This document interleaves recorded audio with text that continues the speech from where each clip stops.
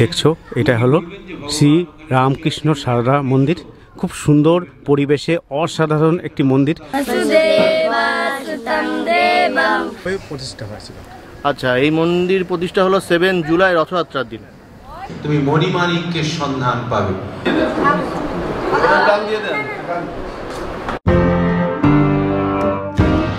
বন্ধুরা, নিশ্চয়ই তোমরা খুব ভালো আছো, ভালো থাকো আর আমার ভিডিও দেখতে থাকো। দেখো, এখন চলে এসেছি আমি আমাদের চুঁচুড়ার থেকে সুগন্ধা মানে দিল্লি রোডের পাশেই একটি নবনির্মিত, মানে কিছুদিন বেশি দিন হয়নি, মাস 6 হয়েছে, একটি রামকৃষ্ণ আশ্রম এবং মঠ। সেটাই আমি তোমাদেরকে দেখাতে এসেছি কীভাবে আসবে, এখানে প্রসাদের ব্যবস্থা আছে কিনা, এখানে থাকবার ব্যবস্থা আছে কিনা, সব ডিটেলস জানতে পারবে এই ভিডিওর মাধ্যমে। তাহলে থাকো, আমার এই ভিডিওটা দেখতে পাবে।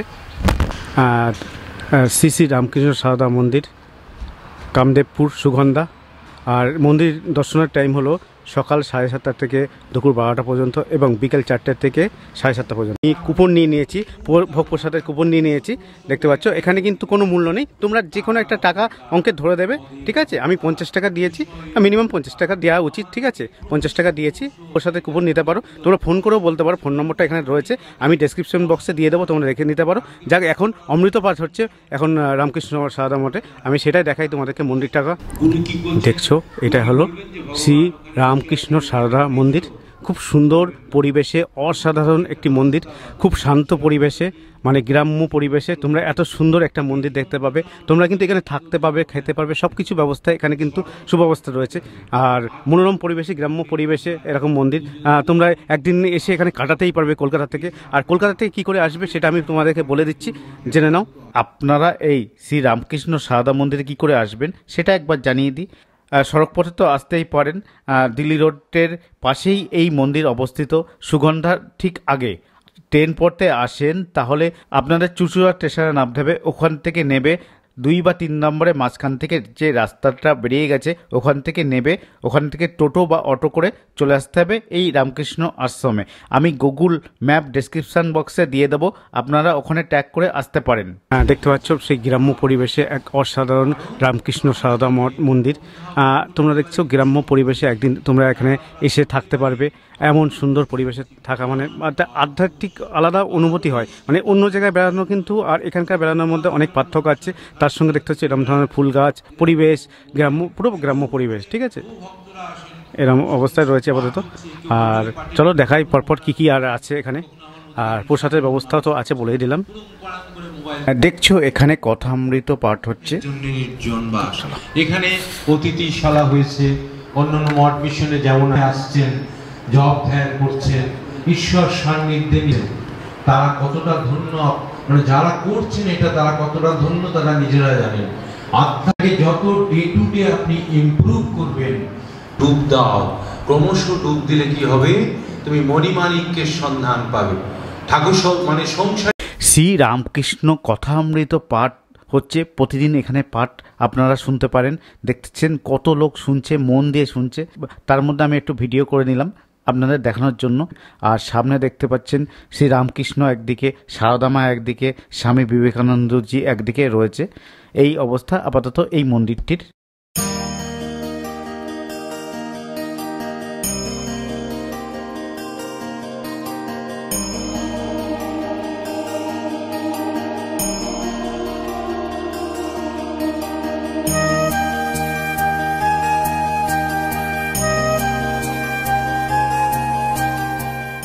তোমাদেরকে আমি এই রামকৃষ্ণ আশ্রমে যে মন্দিরটা, সেই মন্দিরের ভিউটা দেখাচ্ছি ওপর থেকে।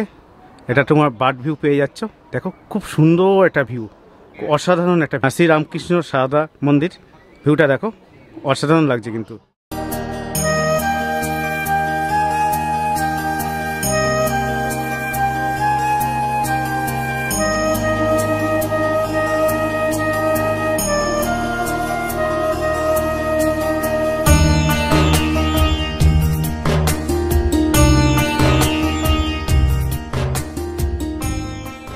প্রতিষ্ঠা হয়েছিল।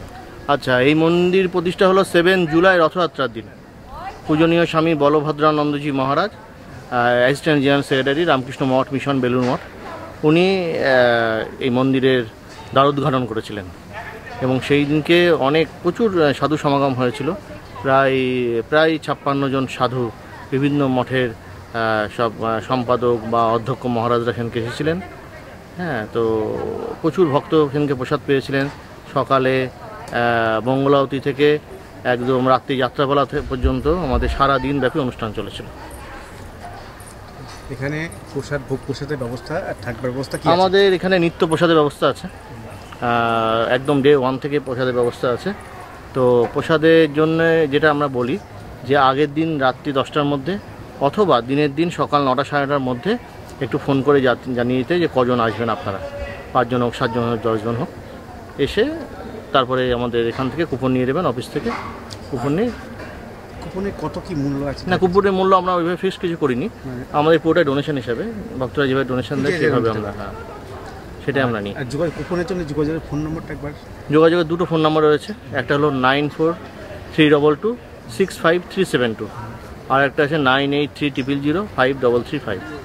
যদি দূর থেকে কেউ আসে এখানে থাকবার ব্যবস্থা আছে? হ্যাঁ, এখানে আপাতত আমাদের এখানে 3টে রুম আছে আপাতত। তো 3টে রুমের মধ্যে একটা হলো 6 বেডের রুম আছে, আর একটা 3 বেডের, একটা ডবল বেড আপাতত। নেক্সট আমাদের যেটা আপকামিং প্রজেক্ট, সেটা পাশে দেখবেন সিসি মায়ের বাগান, সেখানে একটা বড় বিল্ডিং হচ্ছে। তো সেখানে প্রায় আপনার 12টা রুম হচ্ছে, গেস্ট রুম 12টা, প্লাস তার সঙ্গে একটা দাতব্য চিকিৎসালয়, হ্যাঁ, ফ্রি কোচিং এবং নিউ ডাইনিং, মানে এখন যে ডাইনিংটা আছে আমাদের সেখানে 55, মানে এক একটা ব্যাচে 55 জন করে বসতে পারে। তো সে নিউ ডাইনিং যেটা হবে সেটা এক ব্যাচে 170 জন করে বসতে পারবে। পরে মানুষের যে লাইন দিতে হচ্ছে, ওয়েট করতে হচ্ছে, এটা হবে না। তো এটা মোটামুটি দুর্গাপুজোর আগে থেকে এটা চালু হয়ে যাবে। আর থাকবার জন্য এখানে কি খরচ আছে আর ফোন নম্বর? থাকবার জন্য একই ব্যাপার, আমরা ডোনেশন হিসেবে নিই। হ্যাঁ, আমাদের এখানে যখন যে আসবে সকালে টিফিন থেকে রাতে খাওয়া পর্যন্ত সব এখানেই পাবে, এবং পুরো মন্দিরে যেসব অ্যাক্টিভিটিগুলো হয় সেগুলো সে দেখতে পারবে। ঠিক আছে। আর এখানে আপনাদের সন্ধ্যারতি বা মঙ্গলারতি কখন কি হ্যাঁ, হয়? মন্দিরের যেটা অ্যাক্টিভিটি সেটা বলছি। সকালে মোটামুটি 6টার সময় মন্দির খুলে যায়, আর ভক্তদের জন্য 7:30টার সময় মন্দির মেন গেটটা ওপেন করা হয়। আর আমাদের পুজো হয় 9:30টার সময়। পুজোর পরে আমাদের রেগুলার নিত্য কথামৃত পাঠ হয়। কথামৃত পাঠ হয় মোটামুটি ওই 11:30 থেকে 12:30 পর্যন্ত কথামৃত পাঠ হয়। তারপরে কথামৃত পাঠের পরে 12:30 থেকে আমাদের প্রসাদ বিতরণ হয়। তারপরে মন্দির তো বন্ধ হয়ে যায় 12টার সময়। আবার ঠিক বিকেল 4টের সময় মন্দির খোলে। 6টার সময় এখন সন্ধ্যা আরতি হচ্ছে, যদিও আর 1 মাস পরে ওটা 6:30 হয়ে যাবে। সন্ধ্যা আরতির পরে আবার একটা কথামৃত পাঠ হয়, আর সন্ধ্যা আরতির সময় একটা প্রসাদ নিবেদন হয়, সেটা ওই কথামৃত পাঠের পরে সে প্রসাদটা দেওয়া হয়।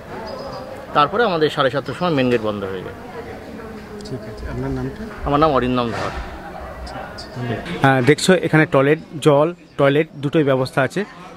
ওটা লেডিস আছে, এদিকে জেন্টস আছে, দুটো রকমই ব্যবস্থা আছে। তোমরা এখানে টয়লেট পেয়ে যাবে। এখানে শরবত, এটা কি এটা দেওয়া হয় না?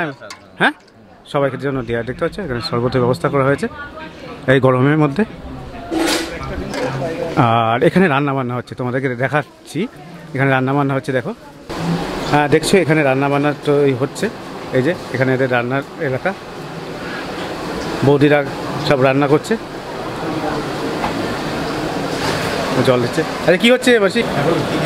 শুক্তো আছে, ডাল আছে, টক ডাল, ভেন্ডি আলু পোস্ত, আর ইঁচড়ের তরকারি, চাটনি, তারপরে পায়েস, মিষ্টি।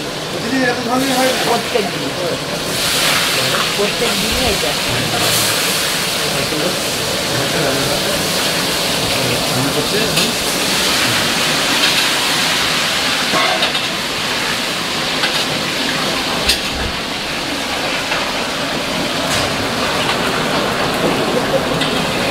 দেখছো এটা হলো ওদের অফিস। এখান থেকে তোমরা ভোগের কুপন সব কিছুই পেয়ে যাবে, বই টই সব কিছুই আছে।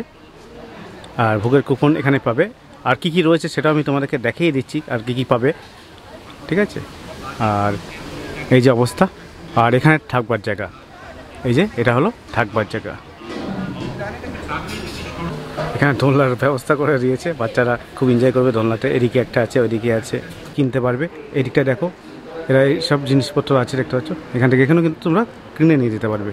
অনেক কিছু রকম জিনিস আছে এখানে, বিভিন্ন সুভেনিয়ার আছে এখানে, এটা তোমরা কিনে নিয়ে যেতে পারো। এইগুলো পেয়ে যাবে এখানে। যতগুলো সমস্যা ততগুলো এই দেখো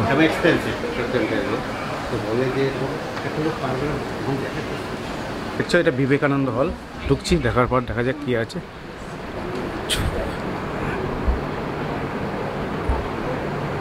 এটা অন্ধকার, এটা মেডিটেশন হল দেখতে পাচ্ছ।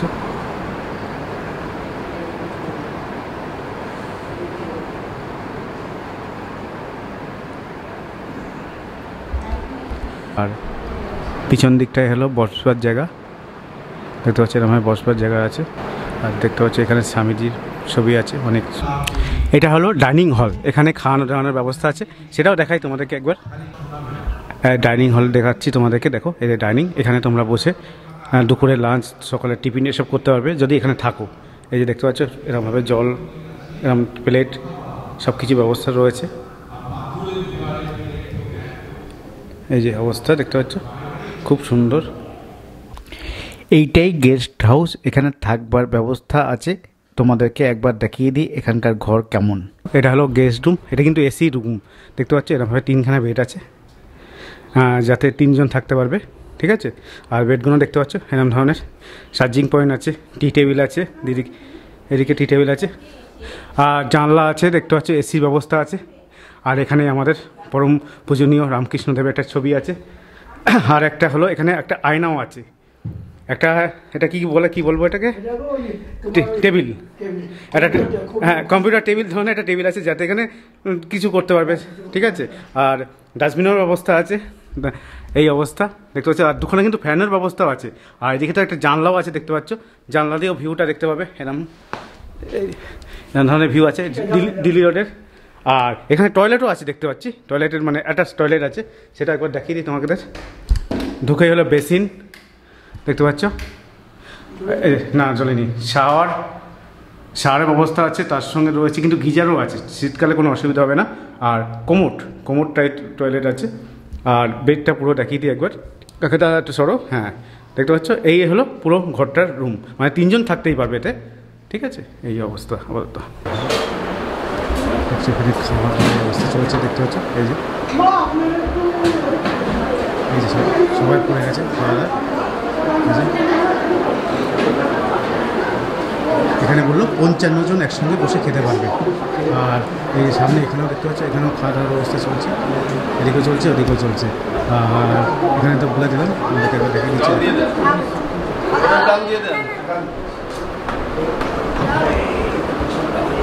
সবটা দিচ্ছে।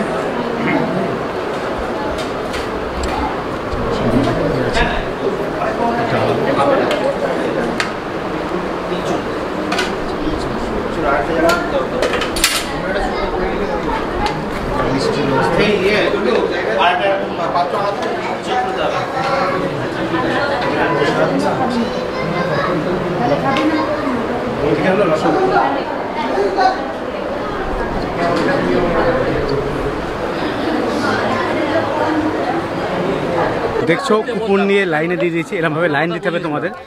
কুপন নিয়ে আসবে হাতে আর লাইন দেবে, দেখছো কখন লাইন দিয়েছে। আর বললাম 55 জন মাত্র এখন আপাতত একসঙ্গে খেতে পারে, ঠিক আছে।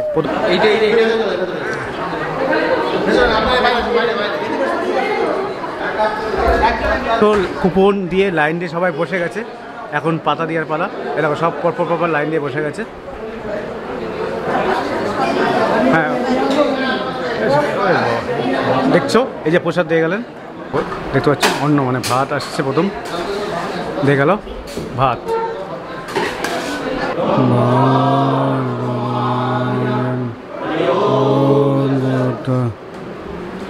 দেখলে প্রার্থনা শেষ হলো, এখন এই যে ভাত দিয়ে গেছে। এবার প্রথম প্রসাদ দিয়ে শুরু করবো। প্রসাদ দেখতে পাচ্ছ, প্রসাদ খাবো। হ্যাঁ কোথা থেকে এসেছেন দাদা? প্রথমবার? হ্যাঁ। কেমন লাগছে এখানে? খুব ভালো লাগে, খুব ভালো লাগছে। প্রসাদ গ্রহণ করছেন সবাই, জাস্ট করছেন, তার আগে পরিবেশ সব ঠিকঠাক আছে না? নামটা আপনার? প্রশান্ত। চলো এখন সবাই ভাত দিয়ে গেছে, এখন তরকারি আসবে, দেখা যাক কী আসে। একশো শুক্তো দিয়ে গেল, শুক্তো।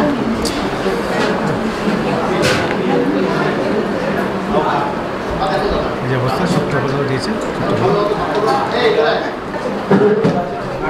সুন্দর প্রসাদ মাত্রায় সুন্দর, এটাও খুব সুন্দর।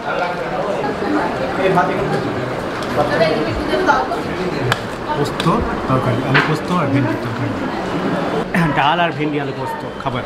বাহ, আলু পোস্ত গরমকালে আলু পোস্ত মানে বিরাট ব্যাপার। আর ডালটা একটা টক ডাল আছে, কারণ দেখছো এঁচড় দিয়ে যাচ্ছে, এঁচড়ের তরকারি, এঁচড়ের তরকারি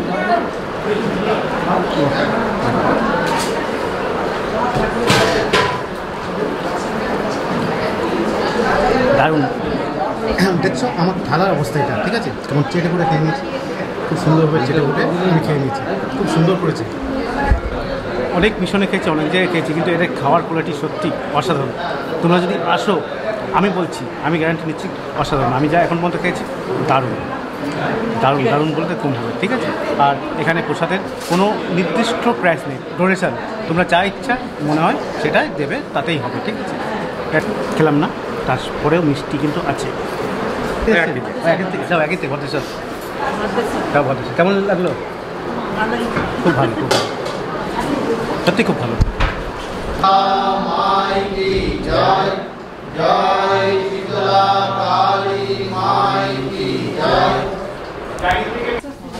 হ্যাঁ, দেখছো খাওয়া দাওয়া শেষ করে হাতটা ধুয়ে নিয়েছি, মোটামুটি ভালোই লেগেছে, আমার তো ভালো লেগেছে, আর সবাইরই মোটামুটি ভালো লেগেছে। ভালো লেগেছে তো? ভীষণ ভীষণ ভীষণ আনন্দ পেয়েছি, ঠাকুরের প্রসাদ পেয়ে আনন্দিত, গর্ব আর কিছু বলার নেই। দুর্দান্ত দুর্দান্ত দুর্দান্ত, সবারই ভালো, দুর্দান্ত। কোথা থেকে এসেছেন? আমি চন্দননগর থেকে এসেছি দাদা ভাই। সবাইকে নিশ্চয়ই এখানে আসতে বলবেন? নিশ্চয়ই আসতে বলছি, সবাই আসবেন এখানে। ঠাকুরের প্রসাদ, ঠাকুর রামকৃষ্ণ সারদমা স্বামীজি থাকবো। আমি দমদম থেকে এসেছি, দমদম থেকে এসেছেন? দিদির বাড়ি এসেছি, দিদি বলছি জল আজকে প্রসাদ খাবো, দারুণ লেগেছে। তুমি বলো। আমি এসেছি দমদম থেকেই। কেমন লাগলো?